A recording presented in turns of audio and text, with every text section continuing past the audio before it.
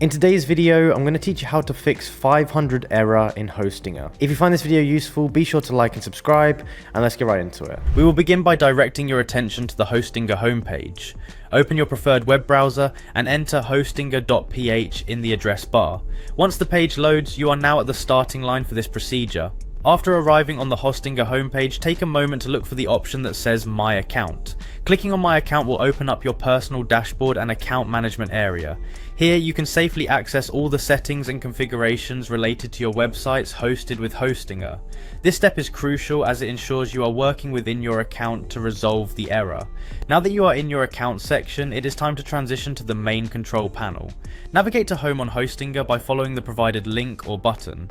The homepage serves as the central hub for all available actions and information related to your websites. When you feel comfortable in this environment, proceed with confidence knowing that all your website data and tools are just a few clicks away. Next, locate the websites option on the control panel.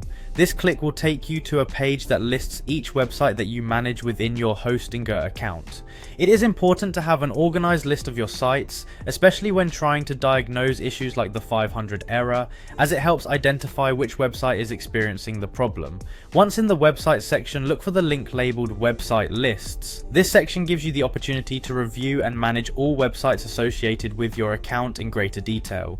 As you view your list of websites, identify the particular site that is encountering the 500 error.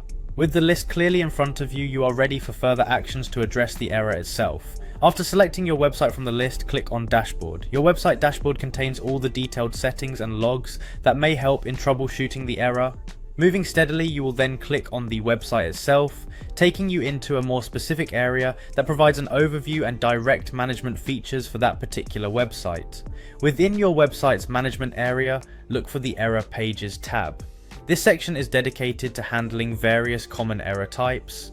The Error Pages setup is provided to help you easily manage issues without needing advanced technical skills. In this interface, you need to pinpoint the error code 500, which is the server error that you are trying to fix. After you have selected error code 500, you will see the option to reset the error settings. Click Reset to clear any temporary issues that may have been affecting the server.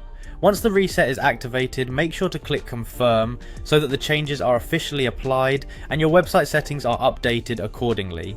Following these steps methodically should help you resolve the 500 error on Hostinger quickly and efficiently. Thank you for following this guide, and we hope that your website is now running smoothly once again.